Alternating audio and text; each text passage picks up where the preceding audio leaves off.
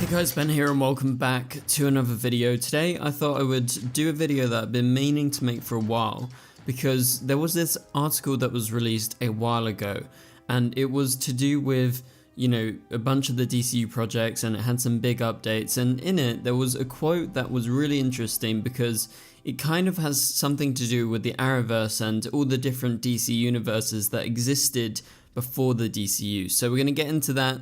So if you do go on to enjoy the video, please be sure to leave a like and a comment and subscribe and turn on notifications so you don't miss any future videos later this year.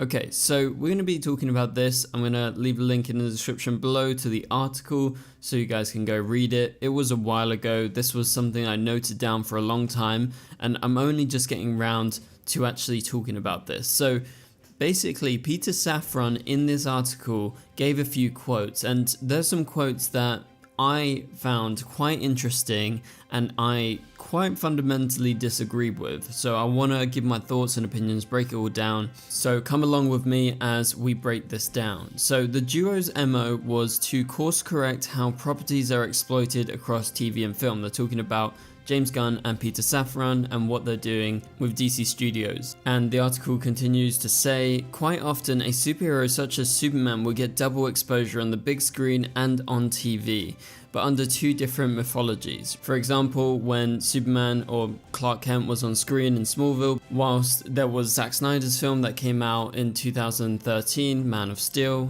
So we as Arrowverse fans know all the troubles that they went through, basically having a lot of limitations on what characters they could use. And obviously with the Arrowverse being so successful, characters like The Flash and Supergirl became so mainstream compared to what they were before. Like, people knew them, but they didn't know them that well.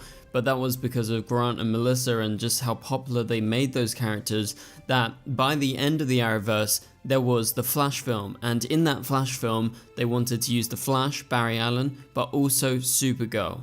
So you have those characters on the screen at the same time. Yes, Supergirl finished before, but the Flash was still going on at the same time. Roughly around that time, the Flash was ending, and there was crossover. So if DC and Warner Brothers were concerned, that is a good example of something more recently as compared to like Smallville and Man of Steel going on at the same time. So let's continue to read what Peter Saffron had to say in this quote. The DC brand was being defined by different creative teams at the company, and each was pursuing their own distinct vision of the characters, the stories, and it left very little room to collaborate or crossover.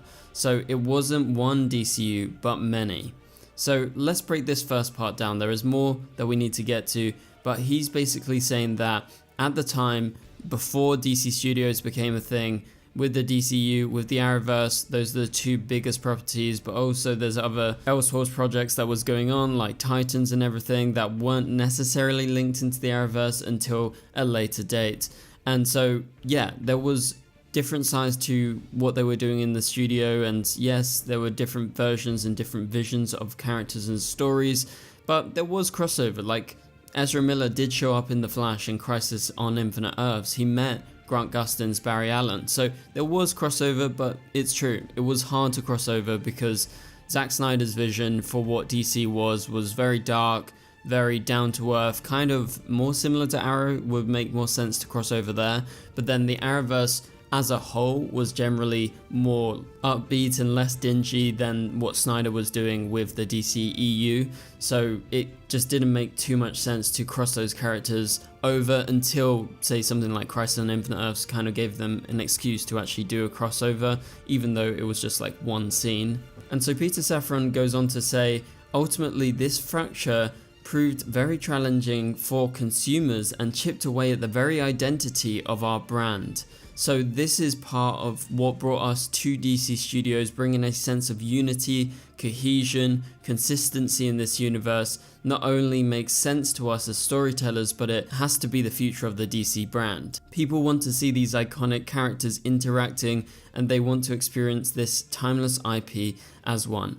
Obviously, this is him making some big presumptions that people want to see all the characters together and have the IP as one, whereas, you know, there was huge fans of the Arrowverse and there was people that loved the DCU. They didn't necessarily love the two, but that doesn't mean that the two can't exist simultaneously and both be enjoyed for different reasons. So I actually disagree with him here. This is where I start disagreeing with him, because when he's saying it chipped away at the very identity of our brand, he's talking about DC here, I think that's fundamentally wrong. Like, you can have two different versions, and yes, there's always the age-old thing of, oh, audiences are not going to be able to tell who's the real Superman or who's the real Supergirl or who's the real Flash because there's two.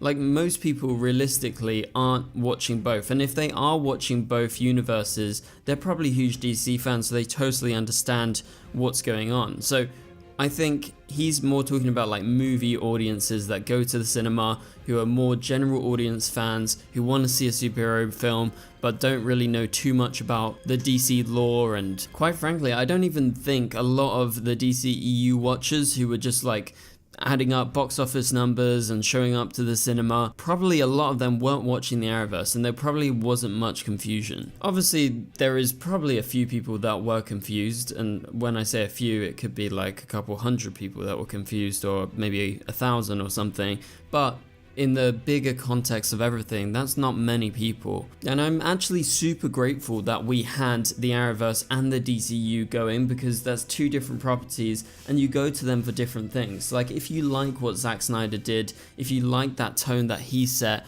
or maybe the later films in the DCU after Zack Snyder stopped making them, hopefully you enjoyed films like Shazam, like Wonder Woman, and those were quite different from the Arrowverse, and maybe you enjoyed the Arrowverse shows like The Flash, like Supergirl, like Arrow, Black Lightning. There were so many good projects out there that I feel like it just isn't a big deal, to be honest. I feel like that is just a preconception. Now, of course, I'm not a producer. I don't know the box office numbers. I don't know what their studies have told them. Maybe it has told them it's better to have everything connected like the MCU.